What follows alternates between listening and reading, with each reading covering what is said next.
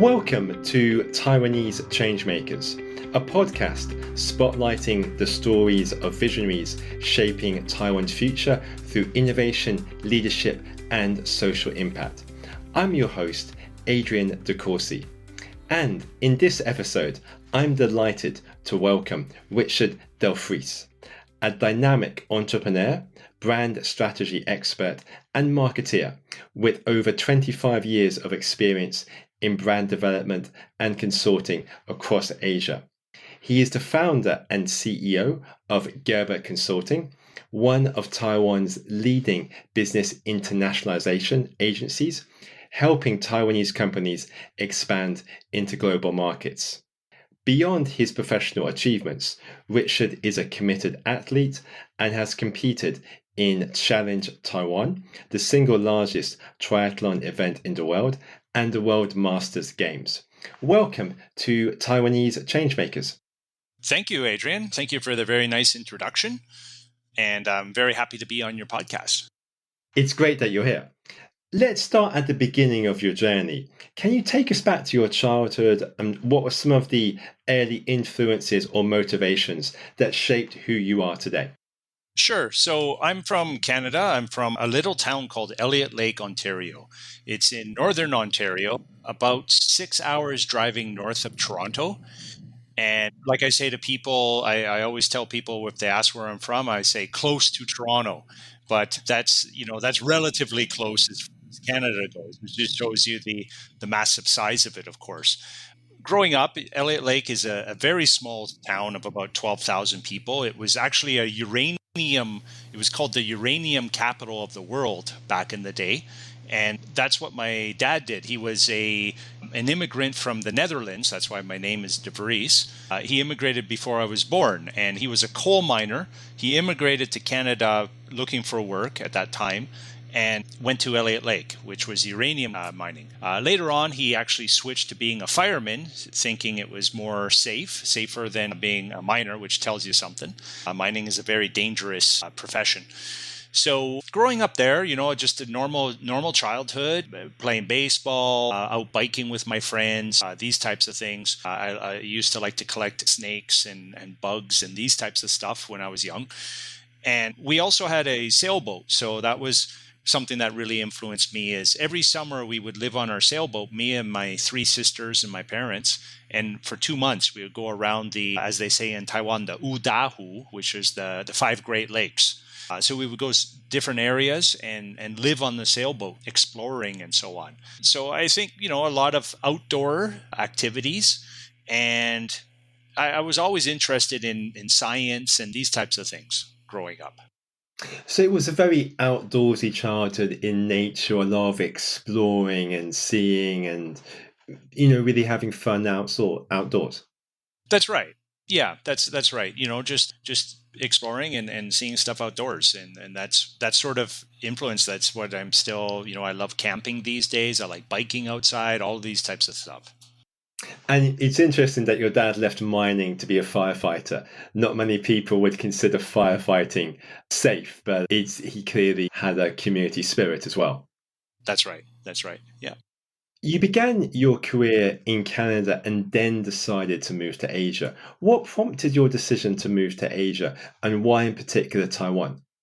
Well, so after graduating from university, I graduated from University of Waterloo, and I started working at an adhesive company, this chemical B2B company, very, very B2B, and doing sales. So first of all, I started in Toronto area, and again, I wanted to travel and that. So when they had a position opening up in Vancouver in around 1996, 97, I jumped at it and moved to Vancouver for a few years. A lot of our vendors at that time were from Taiwan. A lot of chemical manufacturers and so on, I noticed, were coming from Taiwan.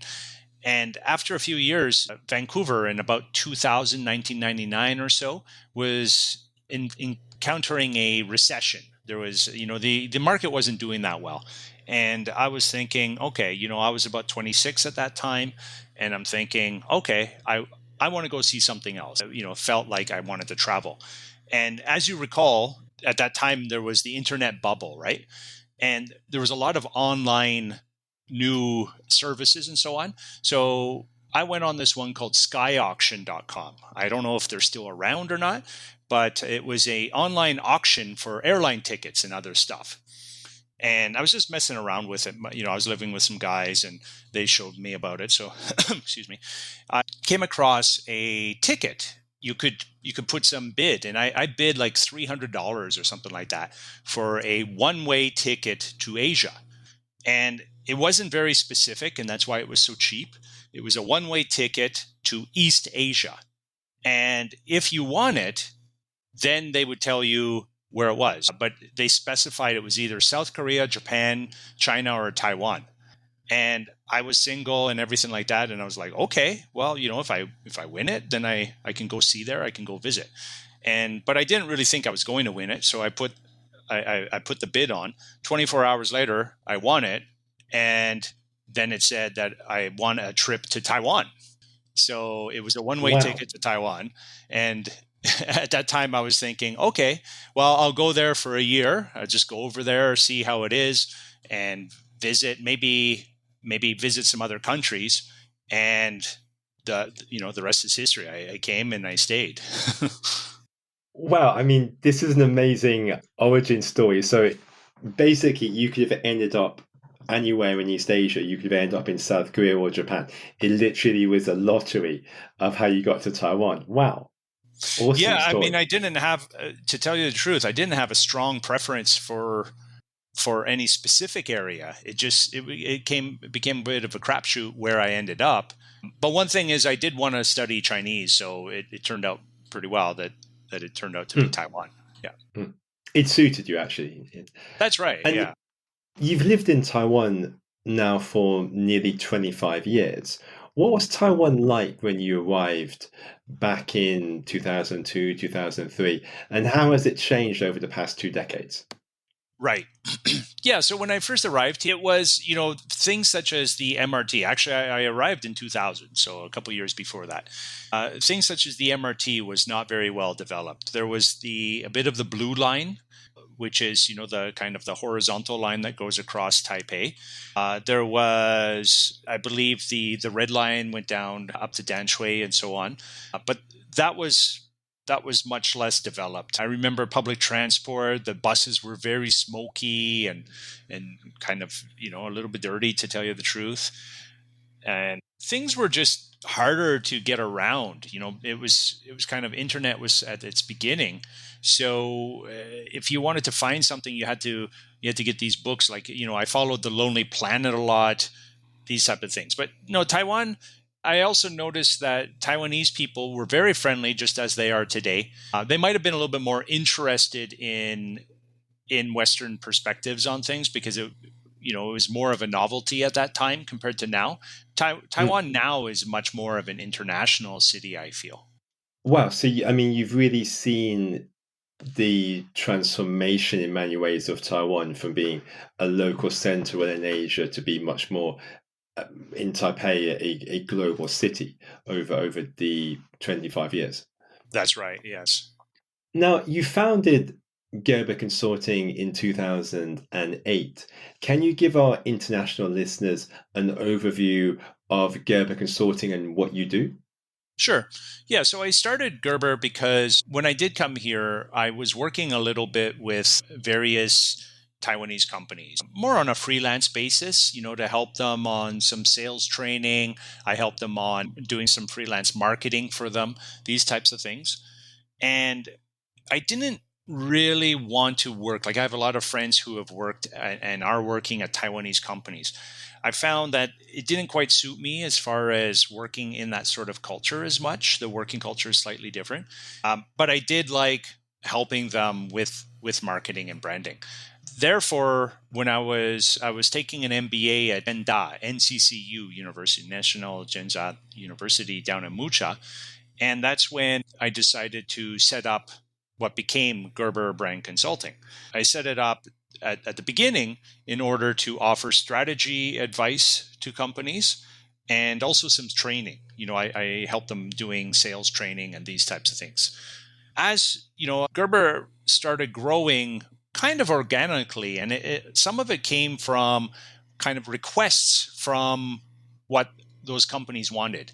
So for example, first of all, doing the strategy and so on. Then a company would come to me and ask, oh, can you help us? We need some help for design, and we want to renew this sort of thing. So at the beginning, I brought on some freelancers that helped create our graphic department. So, it started off that way, just by client demand. A little bit later, another client that we were already working with, a shipping company in Taiwan, asked us, oh, we're interested in doing a film, a corporate image film. Can you help us with that? So, I scrambled around looking for people that I know, and then partnered with somebody who can do film. And then later on, as these areas got bigger and bigger for us, we brought it in-house. And how big is Gerber now? Can you give our listeners an indication of the size and scale of Gerber? Yeah, so this year we're up to approximately 18 people. And yeah, we just brought on another 2 people in the last couple of weeks. And we have 2 locations. We have our head office here in Renai, and then we also have a studio where we do our film production. I think it's quite interesting that you actually have that film department. So if a client comes to you, you will then film their adverts for TV and social media campaigns, or how does it work? Well, we don't really do TV adverts. That's kind of a TVCs, TV commercials, and so on is kind of a very different sort of business, and it's not something. It's very specialist. Yeah, it's very specialist, and it's not something we're into. What we focused on before is what we call corporate image films. Now, these are the type of films that companies will have on their website. They will show in trade shows and so on. They're the type of things where, there might be a drone shot start of their factory overhead. You talk to the boss and he talks about his vision for the company, why he started it. And then you talk about what sort of products they have, what sort of services they have. And they could be something like, 2, 3, 4 minutes, these types of things. They're also used sometimes for IPO films. When a company has an IPO, we do films for that. In Taiwan, that's actually a regulatory requirement for companies to have that. So, we will produce that. Now, to be honest, these types of films, while we still do them, these have been around for many years. And if anything, they're maybe not quite as popular as they used to be. So another area of film and video that we get into are these shorter ones that are more used on social media these days.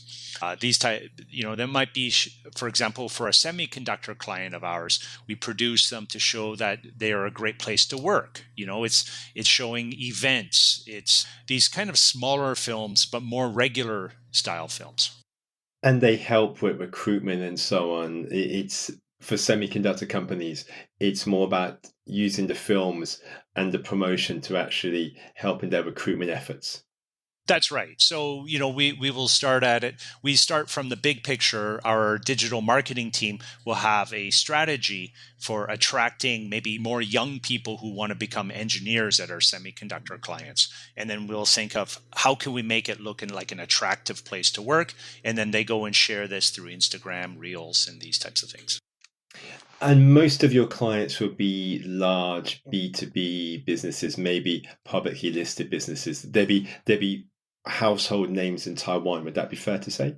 Well, there would be household names to people who are like business nerds, I guess, in Taiwan. Just like a lot of Taiwanese people, for example, they love Jensen Huang. He's the CEO of NVIDIA, right? Of course. And he's like a celebrity in Taiwan. And I would say these are kind of like, and I mean this in a great way, but they're like business nerds. Like my wife, she idolizes Jensen Huang. She's Taiwanese and she idolizes him. And then a lot of Taiwanese people also idolize the success of companies such as TSMC and Honghai, that's Foxconn. Now, does the average person, everybody know? I'm not so sure about that. But those are our types of clients. Not that TSMC is our client, but we have worked with Foxconn Group and so on. So a lot of our clients are grouped into these type of B2B semiconductor IT companies. But then we also, and those could be international companies. Some of them are like Applied Materials, which is a very famous company, ASML, which is a famous Dutch company, and so on. But then we also have a lot of Taiwanese B2B companies. And these ones, we help more with brand strategy and design. Now, these ones, the average person will not have heard of. These could be companies of anywhere from 100 to a couple thousand people, and your average person will not have probably heard of that. Yeah, they're more likely to be maybe chemicals companies or adhesives and so on. That's right. So more, in a way, more traditional, because many people, when they think of Taiwan now, they think of TSMC, while obviously the backbone of the Taiwanese economy prior to the semiconductors was more chemicals and textiles and so on. Yes, exactly, and these are the bedrock of the Taiwanese economy. They could be in the bicycle industry for components. They could be chemicals, as you say, machinery. A lot of CNC machinery companies, these types of things. So these are a core group of our clients as well. What was it like setting up a business from scratch in Taiwan as a foreigner, and what challenges did you have to overcome? Well, so I would put it into two separate areas. There's the one is the actual logistics, or the practical aspects of setting up a company in Taiwan, and I found that to be quite straightforward and easy. I think Taiwan is a very easy, straightforward place to set up a business. Not a lot of red tape. From the beginning, I found a CPA who I still work with. They handle some of our bookkeeping, and they helped us set up the company in approximately a month. And I didn't need it because I have an APRC, which is a permanent residency, but they can also provide you with your working visa and so on. So within about a month, you can have a company up and running in Taiwan. Now, the separate thing, or the other thing, is getting business. So that is, that's another thing, which either you succeed at or you don't. Now, as a consultant, I hear a lot of people saying, "Oh, it's so hard because Taiwanese laobans, that's bosses, they don't want to spend money on things, especially consulting." And yes, that is to a certain extent true. However, I have found the key thing is to speak their language. They're often from an OEM background, and they want to see a return on things. They want to see an ROI. They don't have the same kind of idea as Westerners, like, oh, pay for consulting, pay for branding, and they want to hear why. They don't just take it for granted that branding is good or something like that. So that was the second part of setting up the business, is really sharpening our own value proposition, how we can get Taiwanese clients to accept that we will give them a benefit. And that's the mentality of the OEM sort of B2B market. Did you find that quite difficult in the beginning? Was it difficult to get those early clients, or did it scale quite quickly?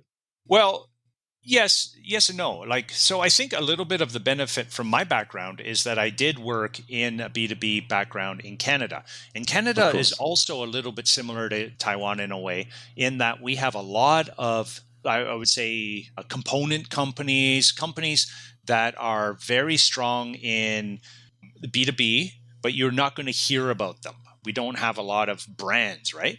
And a lot of, my background there is also a very practical selling adhesives and so on to companies. So I think I sort of got it when I was here. I think, all right, the boss is in Taiwan. They come from this OEM background. They're analyzing costs. They're analyzing what the return will be. Therefore, my pitch to them has to be about how this will help them get more sales.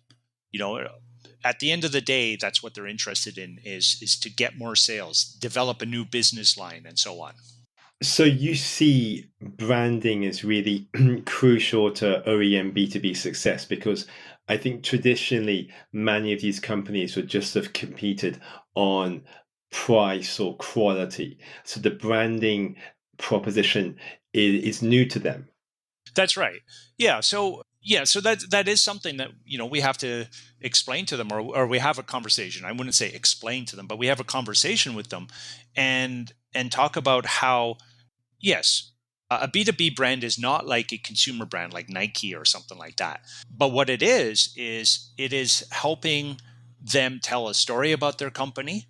And even though they are an OEM company, perhaps, they still need to somehow tell potential clients overseas what's good about their company, what stands out compared to Chinese competitors, what stands out compared to other competitors. And for example, a B2B brand might be more about how professional they are. How is their after sales service? How is it to work with them? For example, we had a client that they produce thermal solutions, heat sinks, these types of things for various applications. And so some of their clients include, or some of their customers include, like Gogoro or Tesla, because Tesla, it produces so much heat in various components, it needs to remove that, right? Now, what's important? For Tesla, what's important in finding a supplier? Well, the product is only one part of it. It's actually how stable is the company? How good are they at helping Tesla solve engineering issues? And so therefore, for this client of ours, we created or helped refine their brand so that they are a great partner for companies such as Tesla to work with, because they can help find solutions to tough problems, right? So that's how their brand is shown, as being an expert problem solver. Yeah, they become they become a solutions partner more than just a supplier. That's right. That's right. So that's part of our way of going into a company and finding out what is different about them. What can differentiate them? Is it their people? Is it their process? Sometimes it's their product as well. But quite often for a B2B company, products will be very similar. So you have to find other ways to differentiate them, and then also to communicate that. So you would see it more as not just branding, but actually more positioning, working with a client, and maybe, for example, the client excels in customer service, or they excel in delivery time, or they excel in being very flexible, and so on. Discover, highlight you be clear on the positioning, and then using the branding to communicate that. That's right. Yeah. So we start off we do a lot of interviews and research into finding these kind of points out. And then our branding, our design, all these type of stuff comes from that afterwards. So it's kind of like if you look up at our sign there, it says grow beyond brands. And that's kind of the idea is, yes, the brand is there, but we have to grow beyond that, finding these different things in order to help them stand out.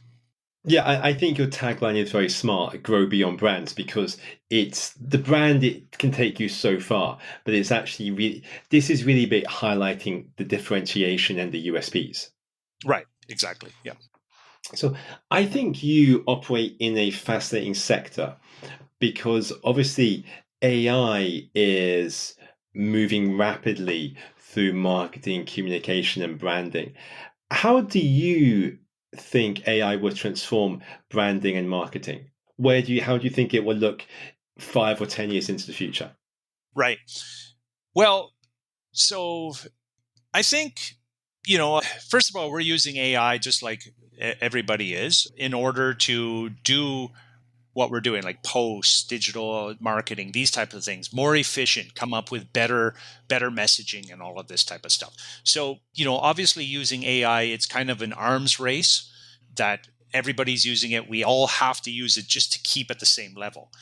However, one thing that I do notice, and I think is going to be more and more important, especially for our type of clients, is trying to find like in-person events or different types of ways to show their brand, to promote their brand, besides only digital marketing. Digital marketing is and was very, very important, and it continues to be. I think as AI gets better, our online lives, people are going to say, well, that's all great. It's becoming almost perfect, the stuff you see online. How do you differentiate yourself? It's through in-person events. It's through getting people together. I think this is something that's going to become much more important as well. So in a way, because the AI improves efficiency and can handle the digital component very well, where there's real value is in the personal face-to-face interaction, the human interactions, basically. Right. I think that's, of course, the posts and all this type of stuff that we do, this is going to continue to be strong. And our type of clients, companies like Applied Materials and these large companies, they expect better and better.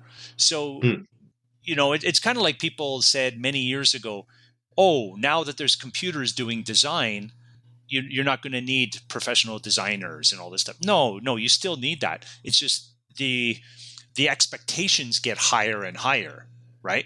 So there's still going to be the need and so on. We're still going to have the need for those type of clients. But what I do see is more and more companies want to have, like I say, events. They want to have partner events. And that's what in the last couple of years, we've been working a lot with some very big Taiwanese companies doing this type of thing, is to have more experiential branding in the B2B sector. And do you still think the global marketing agencies such as WPP, Publicis, and Omnicom can thrive in an era of AI?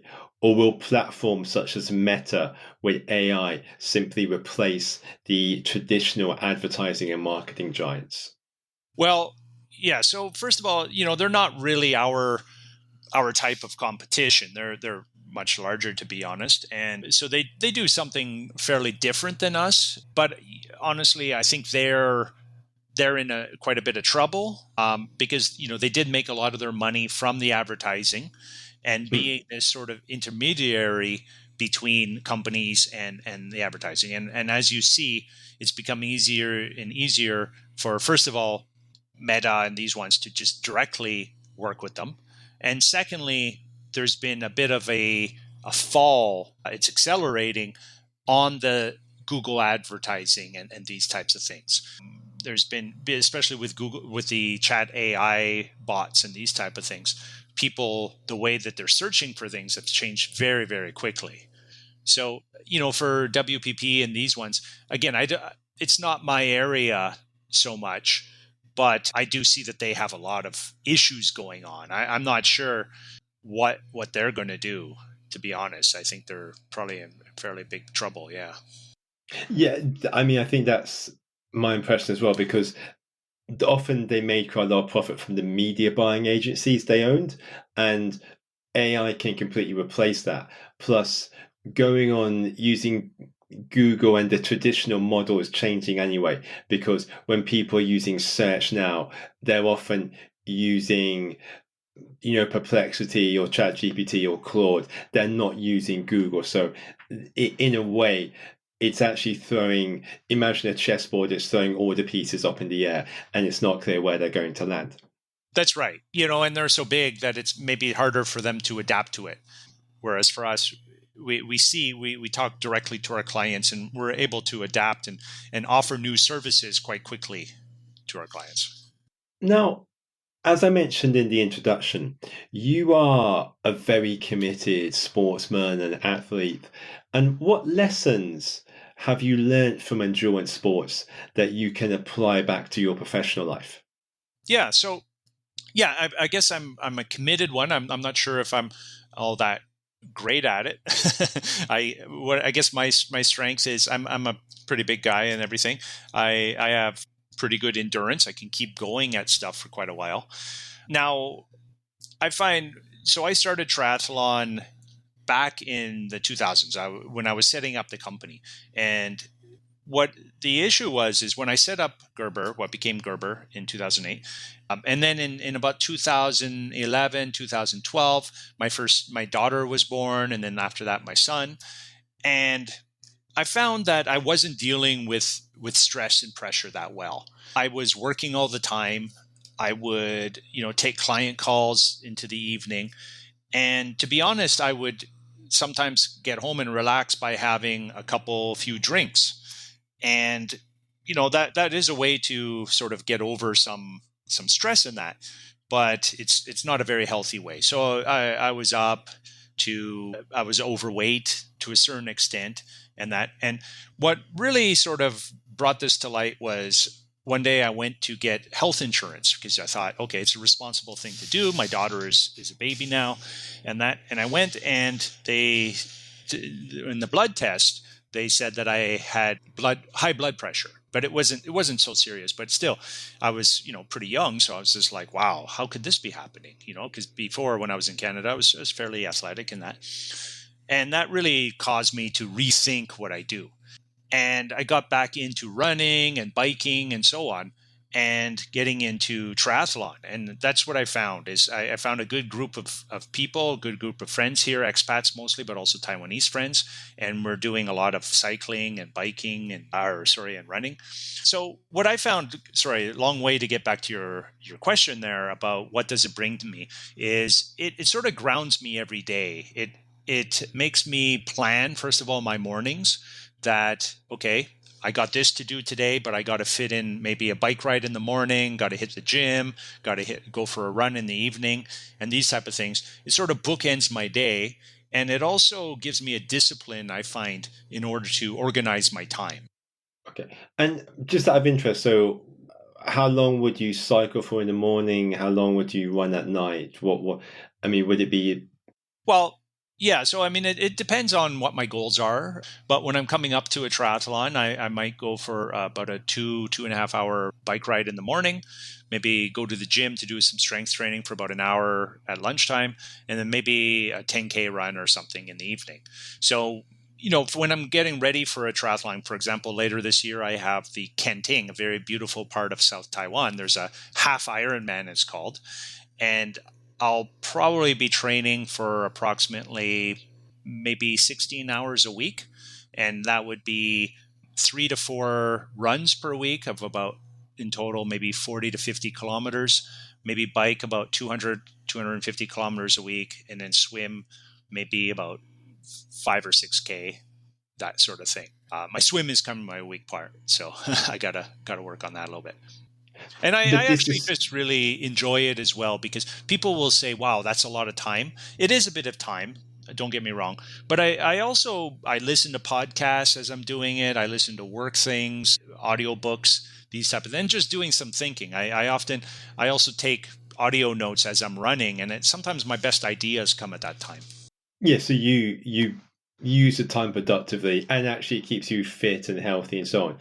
Just out of interest, how many hours a week would the commitment be? Would it be, say, 15, 16 hours? Is that fair? Yeah, that's about right. That's kind of an average for me. Is on the lower time, it might be 12 hours a week, up to 20 hours a week if I'm really getting ready for something and I want to do a good job on it. Like, for example, I had a full Ironman earlier this year, so I put in more time for it and that type of thing. And how did you do in the Ironman, I have to ask? Right.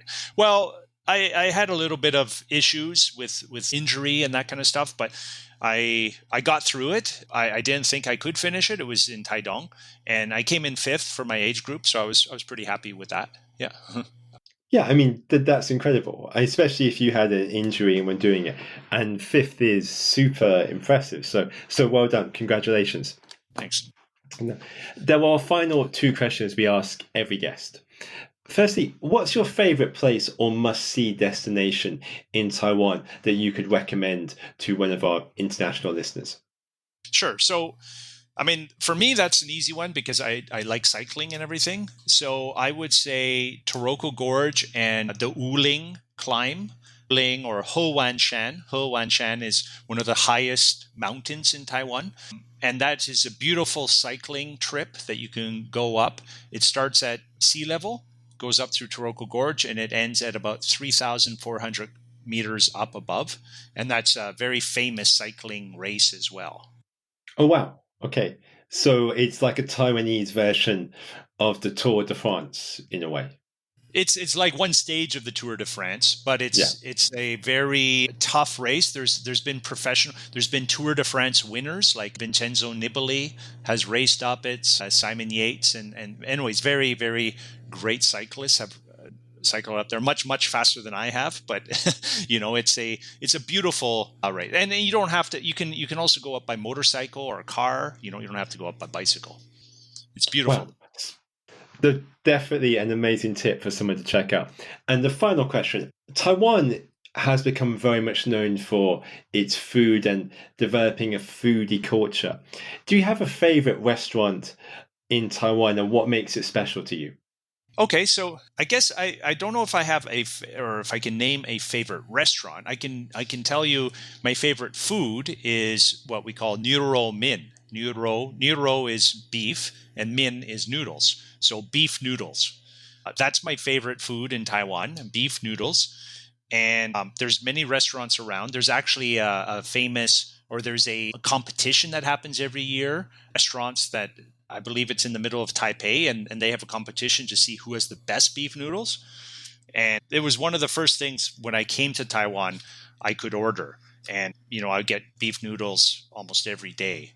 And I didn't even know how to say it. So I had to say, I remember the first time I would be like, noodles, and they'd be like, oh, someone min, blah, blah, blah.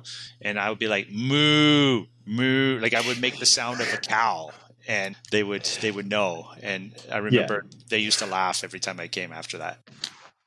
It was a good way of making you known as a customer, you could say. That's right. Thank you so much for being with us here today. You've really given us a fascinating overview of your own background, marketing and branding in Taiwan, and the insights from endurance sports and so on. So it was great to host you. Thank you.